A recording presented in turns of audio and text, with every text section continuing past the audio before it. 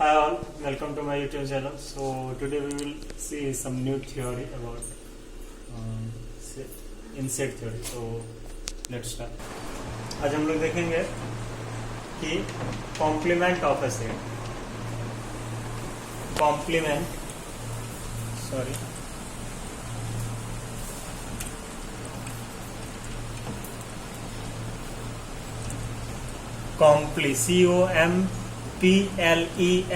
Complement of a set, Hindi होता है समुच्चय का पूरक। हिंदी या इंग्लिश दोनों में जिसको जो याद रहेगा दोनों मैं लिख दे रहा हूं। तो इंग्लिश क्या है? कॉम्प्लीमेंट ऑफ अ सेट और समुच्चय का पूरक। तो पहले इसका सिंबल देख लेते हैं, सबसे इंपॉर्टेंट। तो याद रखना, it is denoted by A dash. इसको क्या पढ़ेंगे? ए डैश, ठीक है, या हिंदी में ए डैश, ठीक है।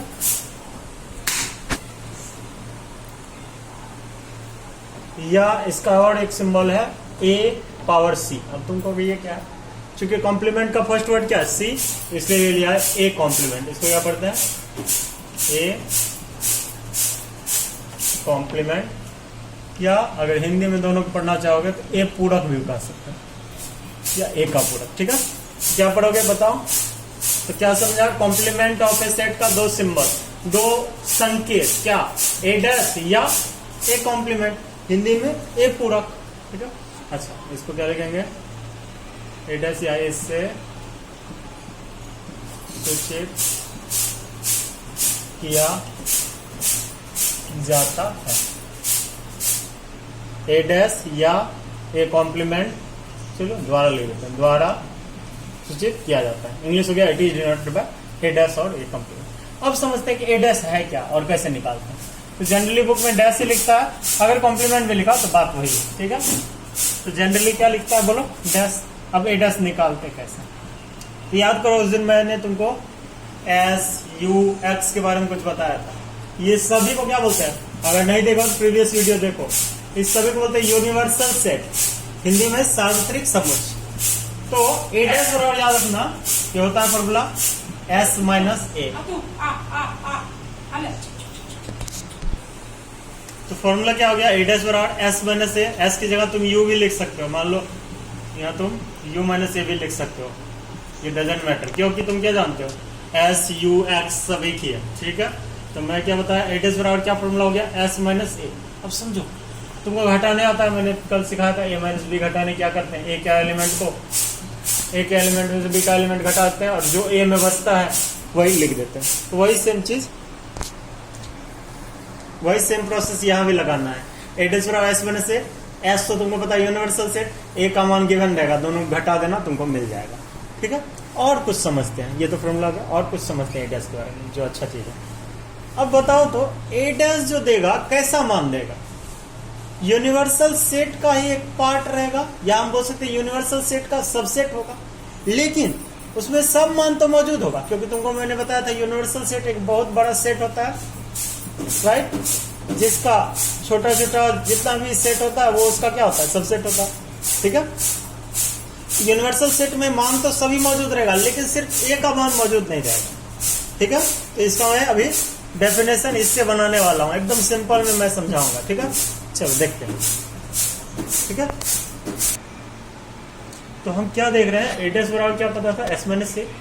तो जो भी एलिमेंट बचेगा वो एस का तो एलिमेंट रहेगा, लेकिन ए का नहीं रहेगा।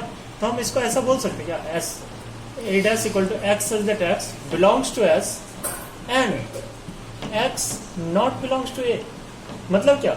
एक्स का जो एलिमेंट जो होगा, एक्स का जो वैल्यू होगा वो एस का तो बिलोंग्स करेगा, एस को तो मतलब सूचित, मतलब नहीं, एक्स को तो बिलोंग्स करेगा, मतलब एक्स का एलिमेंट होगा, एक्स का अवयव होगा, लेकिन ए का अवयव नहीं होगा, ए को बिलोंग्स नहीं करेगा, ठीक है।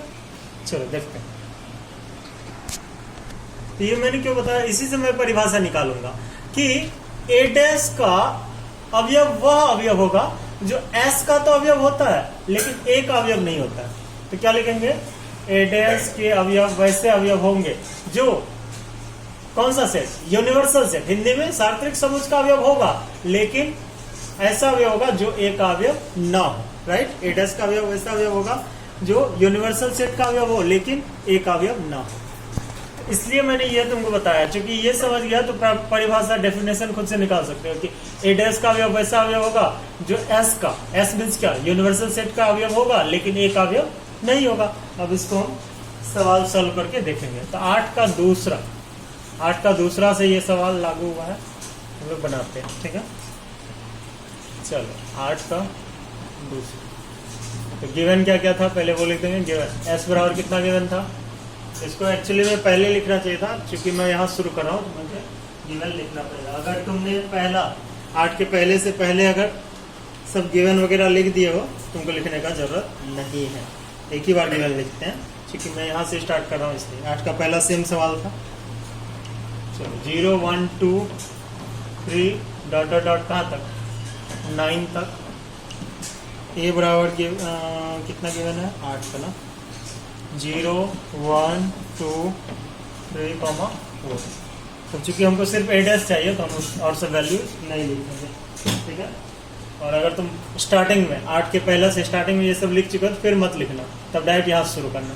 ए डैश बराबर, क्योंकि ए डैश तुमको अगर क्वेश्चन निकाले क्या फॉर्मूला पढ़े, ए डैश बराबर एस माइनस से। एस का वैल्यू गिवन है, क्या क्या क्या गिवन है, 0 1 2 3 4 5 6 7 8 9। तुम बोलोगे ये सब कहाँ से आया, क्योंकि यहाँ तुमको बोल रहा 0 1 2 3 डॉट डॉट डॉट कहाँ तक, 9 तक। तो बीच में क्या क्या आएगा, 3 के बाद बोलो 4 आएगा, 5 आएगा, 6 7 8 9 में से ए को घटाना। ए का वैल्यू क्या क्या है, 0 1 2 3 4। अब बताओ तो क्या क्या घट गया, 0 और 0 सेम है, हट जाएगा। 1 और 1 हट जाएगा, 2 और 2 हट जाएगा, 3 और 3 हट जाएगा, 4 और 4 हट जाएगा। तो फाइनली इसमें बचेगा क्या क्या, 5 6 7 8 और 9। क्लियर है, 5 6 7 8 9 बचा। क्या ये ए का एलिमेंट है, नहीं, लेकिन एस का तो एलिमेंट है। तो क्या हो गया, ए डैश बराबर जो एस का एलिमेंट होता है पकड़ ए का नहीं, ये हो गया आंसर, ठीक है। देखो कुछ क्वेश्चंस का मैं हिंट कर दे रहा हूँ, सेम टाइप का ही है लेकिन थोड़ा थोड़ा हिंट कर दे रहा हूँ। जैसे 8 का 3 देखोगे, सी यूनियन डी का डैश, इसके लिए फॉर्मूला क्या हो जाएगा, एस माइनस सी यूनियन डी। एस तो तुमको दिया है, सी यूनियन डी नहीं पता है, तो पहले सी यूनियन डी का मान निकाल लेना, जो भी आएगा उसको एस में से घटा देना, ठीक है। नेक्स्ट सेम टाइप का ये डी माइनस सी का डैश, जानी जगह। एक जो मुझे लग रहा है 9 का 5 का मैं हिंट कर दे रहा हूँ, ए डैश का होल डैश। तो क्या हो जाएगा फॉर्मूला करो, एस माइनस ए डैश, ठीक है। क्लियर है। अब तुम अगर चाहो तो ट्रिक से भी बना सकते हो। देखो यहाँ मैं ट्रिक लगा रहा हूँ। ए डैश का फॉर्मूला क्या होता है, एस माइनस ए, एस माइनस माइनस प्लस ए, कट गया, क्या बच गया ए। तो ये एक्चुअल में एक फॉर्मूला है, प्रूव करने के लिए आता है। ए डैश का होल डैश बराबर ए आता है, देखो मैंने प्रूव ही कर दिया। लेकिन अगर तुम जैसे तुम्हारे बुक में कह रहा है करने के लिए, तुम कोई भी रूल से बना सकते हो। ये भी रूल है, बहुत सारा रूल है। मैं चाहूँ तो इसको दूसरे तरीका से भी, वेन डायग्राम से भी कर सकता हूँ, बहुत प्रूफ है इसका, ठीक है।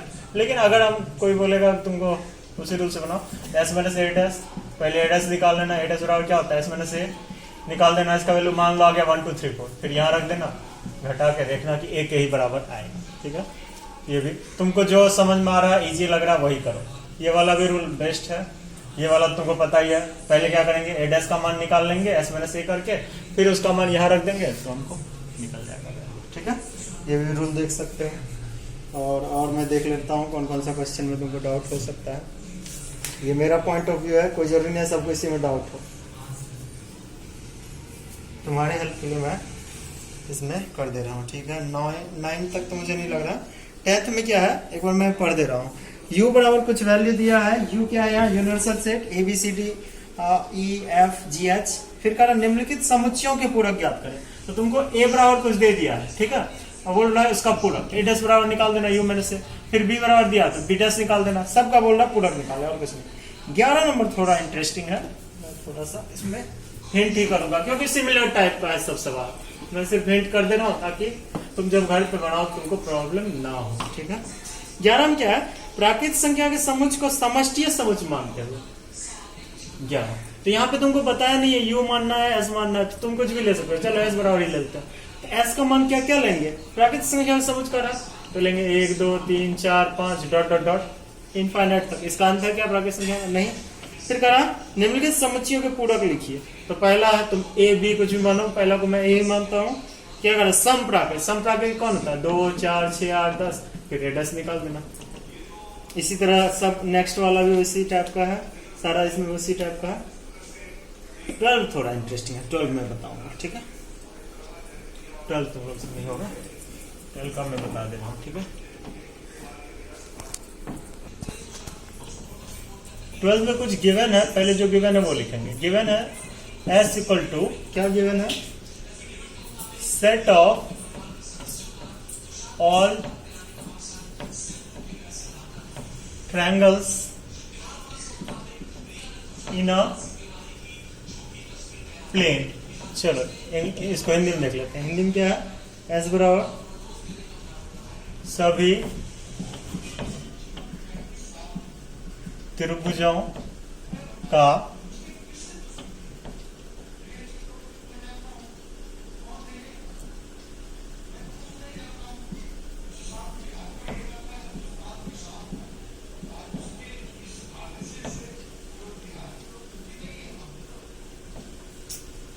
एक मिनट हो गया, फिर से मैं लिख दे रहा हूं। किसी समतल में स्थित सभी त्रिभुजों का समुच्चय। अब बताओ तो एस क्या कर रहा है कि कोई भी समतल है, प्लेन है, उसमें सभी त्रिभुज का समुच्चय। अब त्रिभुज होता कितना कितना टाइप का है, तो तुमको पता है समकोण होता है, ये समकोण नहीं हुआ, ये हो गया तुमको समबाहु, क्योंकि एंगल सेम है, ठीक है। समबाहु होता है, फिर समकोण होता है, राइट, ऐसा वाला समकोण, फिर विषमबाहु होता है, बहुत सारा टाइप का होता है, तो वो सारा इसमें एस में मौजूद है, ठीक है। समकोण, समबाहु, विषमबाहु, समद्विबाहु, बहुत सारे टाइप का होता है।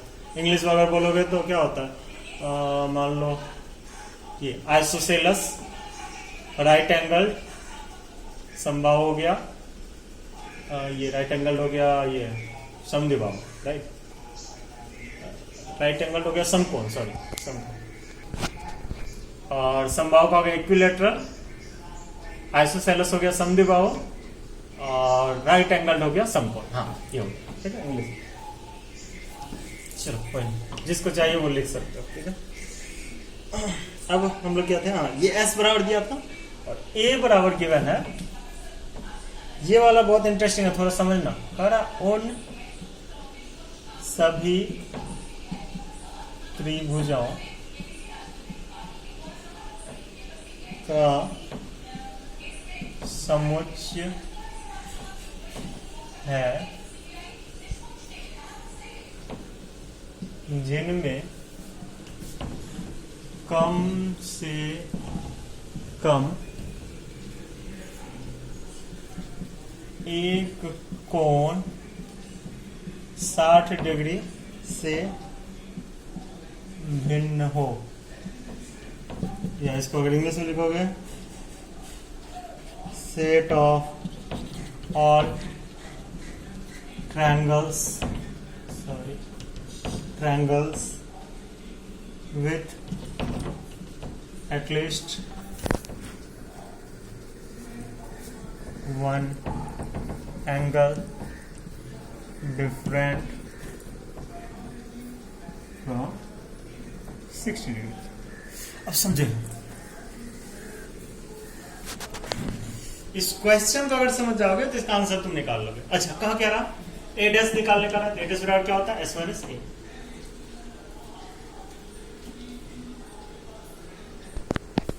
तुमको क्वेश्चन कर रहा कि ए डैश क्या है, देखो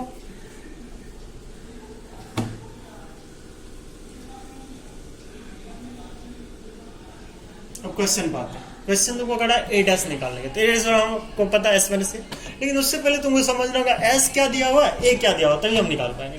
एस क्या हुआ बताओ तो, एस वैसा है कि मतलब ऐसा समुच्चय है जिसमें सभी त्रिभुज मौजूद है। कौन कौन सा त्रिभुज, जितना भी टाइप का त्रिभुज होता है, चाहे वो समबाहु हो, समद्विबाहु, सब मौजूद है। अच्छा, अंतर क्या है? समबाहु में उसका एंगल समान रहता है, राइट, तीनों एंगल समान रहेगा। समद्विबाहु में दो एंगल समान रहता है, तीसरा डिफरेंट रहता है। विषमबाहु में सब एंगल अलग रहता है, ठीक है।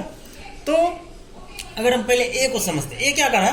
उन सभी त्रिभुजों का समुच्चय है जिनमें, यहां समझना, कम से कम एक कोण। कम से कम एक मीन्स क्या होता है? पहले भी मैं बता चुका हूं, अभी फिर थोड़ा सा हिंट कर दे रहा हूं, जो मुझसे प्रोबेबिलिटी पर है उसको याद होगा। अगर मैं बोलूंगा तुमको, मान लो तुम ये पेन खरीदने गए, एक दुकानदार से पूछा कि इसका दाम बताइए, तो उसको पता नहीं है, सपोज वो आइडिया लगा रहा है, तो वो तुमको अगर बोलता है कि कम से कम 5 रुपया लगेगा, मतलब वो तुमको क्या बोल रहा है कि 4 में देगा? वो नहीं, वो बोल रहा है सबसे कम 5, मतलब 5 या 5 से अधिक।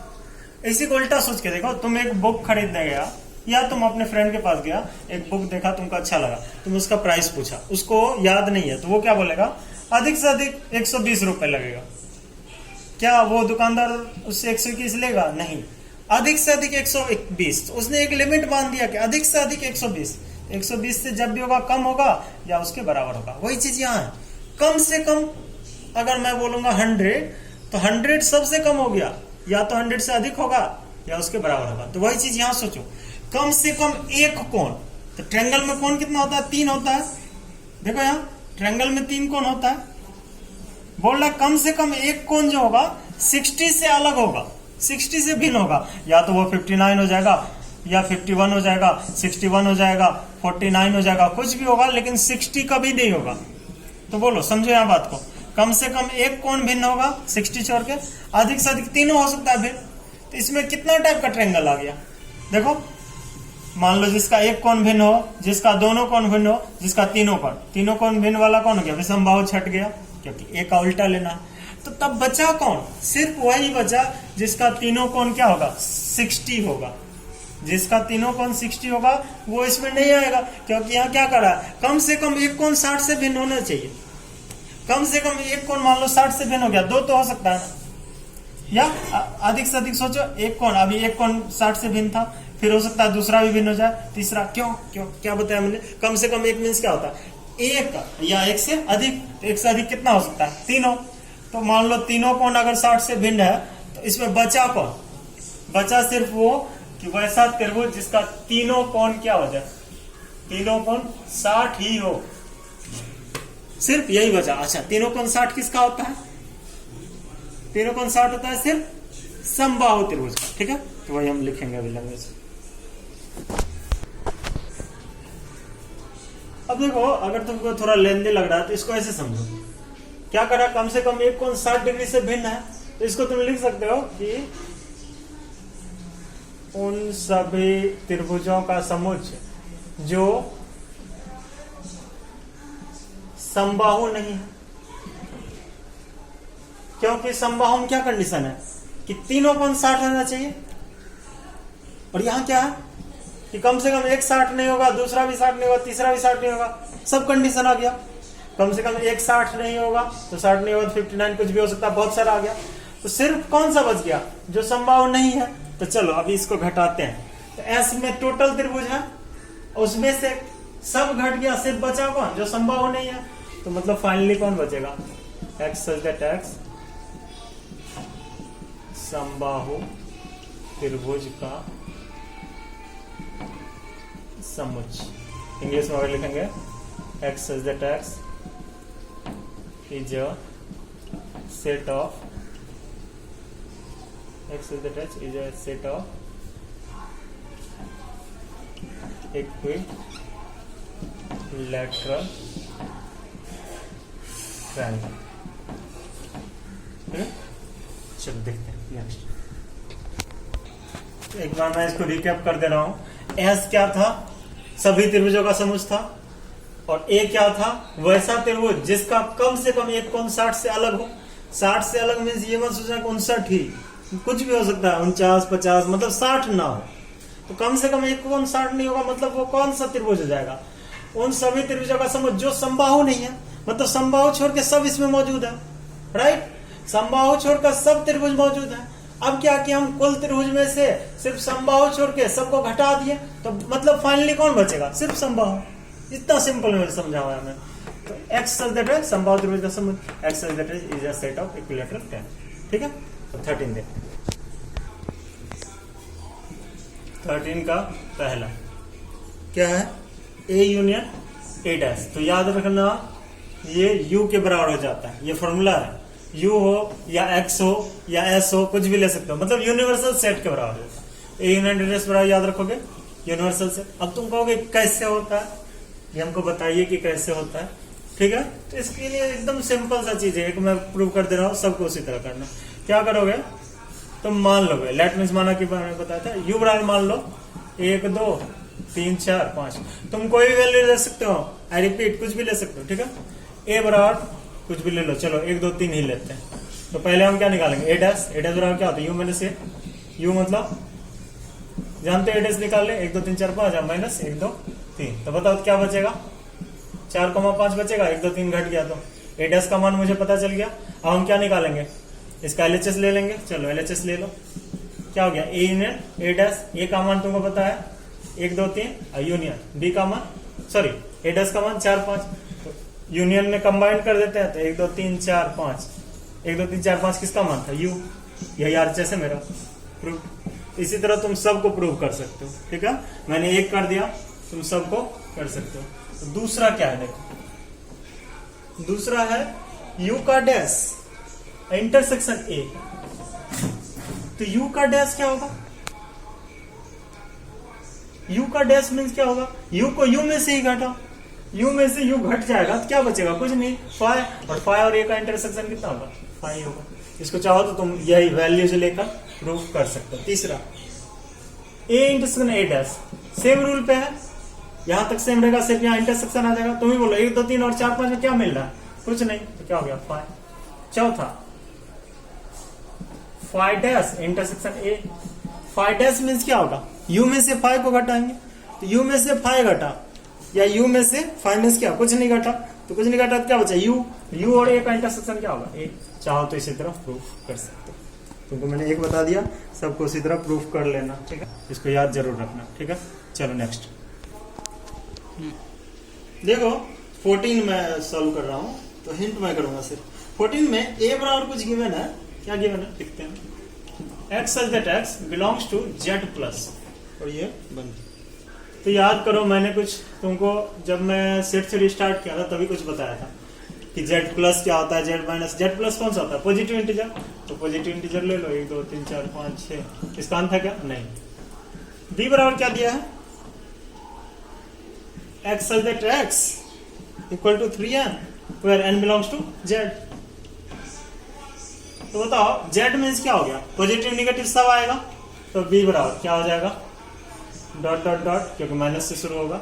चलो हम n का वैल्यू -3 से लेते हैं, तो -3 गुना 3 -9 -6 -3 0 3 6 9 डॉट। अब तुम यहाँ पे सोच रहा होगा कि कैसे लिख दिए। तो देखो n का मान इंटीजर है, z मीन्स क्या, इंटीजर। इंटीजर कितना टाइप का होता है, पॉजिटिव निगेटिव सब होता है, तो ध्यान दो। चलो यहां से मैं एक बार एकदम सिंपल में समझाने का ट्राई कर रहा हूं।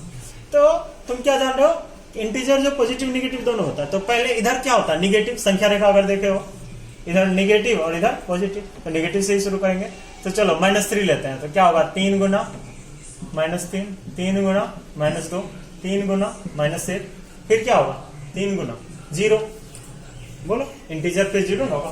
फिर आगे क्या होगा, 3 गुना 1, 3 गुना 2, 3 गुना 3 डॉट डॉट डॉट, ये जाते रहेगा।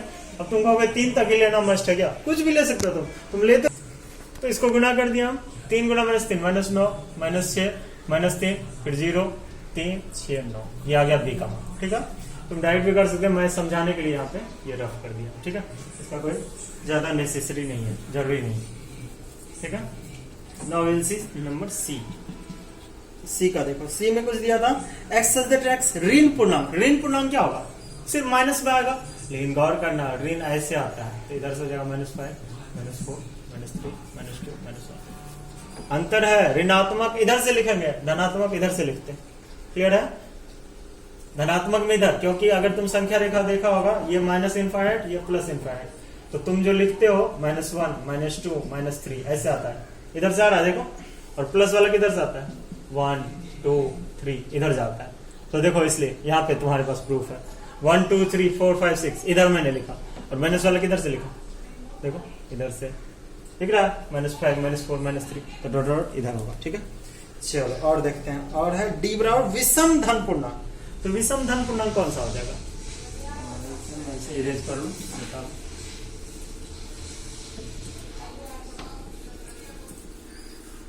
विषम धन पूर्णांक क्या हो गया, विषम भी हो और धन भी हो, पॉजिटिव भी हो, इंग्लिश में पॉजिटिव ऑड इंटीजर। तो विषम कौन हो गया 1 3 5 7 9, इसका लिमिट है क्या, नहीं है। अब तुमको क्या करना है, सबका यूनियन इंटरसेक्शन निकालना है, ए इंटरसेक्शन सी निकालना है, माइनस बी निकालना है, ए यूनियन डी निकालना है। निकाल सकते हो, सिर्फ सवाल है, कर सकते हो तुम, ठीक है। चलो 15 देखते हैं, हिंट कर देना उसे। चलो 15 देखो, 15 ने क्या करा, ए का मान दिया अभी, ये तो एकदम इजी है, ए बी सी डी दिया है और तुमको यूनियन इंटरसेक्शन निकालने का है। 16 का सिर्फ मैं बोल दे रहा हूँ, एस बराबर कुछ दे दिया है, ठीक है, एस बराबर वैल्यू दिया, ए बराबर उसी तरह निकालना है। अब यहाँ पे गौर करो, अच्छा 16 में हिंट कर दे रहा हूँ, 17 सेम है, देखो जो मैंने अभी 14 बताया उसी पे 17 भी है, ठीक है। चलो 17 तक आज तुम लोग बनाओ, ठीक है। तो मैं 16 का थोड़ा सा हिंट कर दे रहा हूँ, 17 तक बनाओ, कल हम लोग 18 से देखेंगे। 16 में एस का वैल्यू कुछ दिया है क्या, 1 2 3 डॉट डॉट कर दिया है। अब जब ए में थोड़ा ट्रिक कर दिया है, देखो ए बराबर X is that X equal to 2n, और यहाँ लिख दिया n belongs to s। s तो कोई नंबर होता नहीं है, तुम सोचोगे s कौन सा संख्या है, s तो पढ़ाया नहीं गया है। अरे ये संख्या नहीं है, ये बोल रहा है n जो है वो s को डिनोट कर रहा है, और s का मान यहाँ तुमको गिवन है, क्लियर है। ये नंबर नहीं है, ये कह रहा है n जो है बिलोंग्स कर रहा है इस सेट को, कौन सा सेट को, जो यहाँ दिया है। तो मतलब क्या हो जाएगा मेरा, बताओ तो 2n है, और n का मान शुरू कहां से हुआ है, क्योंकि n बिलोंग कर रहा है s को, मतलब n अवयव है s का, और s का अवयव कौन कौन है 1 2 3 4, तो क्या हो जाएगा 2 गुना 1 2 गुना 2 2 गुना 3, इसका लिमिट है क्या, नहीं। ए बराबर मतलब फाइनली हमको क्या मिल जाएगा 2 4 6 डॉट। क्लियर हुआ। इसी तरह तुमको b भी निकालना है, वहां भी n का मान पता है, देखो सेम रख दोगे, c का मान तो दिया ही है, उसके बाद सब ए डैश बी डैश जो भी कर रहा है निकालना। 17 तक तुम्हारा रहा होमवर्क, इसको सॉल्व करो, और कोई डाउट हो तो मुझे जरूर कनेक्ट करो ताकि मैं इसको रिसॉल्व कर पाऊँ, ठीक है। होप कि ये अच्छा लगा होगा वीडियो, जरूर अपना सपोर्ट दिखाए ताकि मैं आगे भी इसी तरह वर्क कर पाऊँ आप लोगों के लिए, क्योंकि वीडियोज को लाइक करेंगे तभी मुझे सपोर्ट मिलेगा, ठीक है। तो अगर पसंद आए तो जरूर इसे लाइक करें, शेयर करें, ताकि मुझे भी एक मोटिवेशन मिले, हौसला मिले, ताकि मैं इसको नेक्स्ट अपना फॉरवर्ड कर सकूँ, ठीक है। बहुत बहुत धन्यवाद आपकी वीडियोस देखने के लिए। Thank you for your patience. Thank you.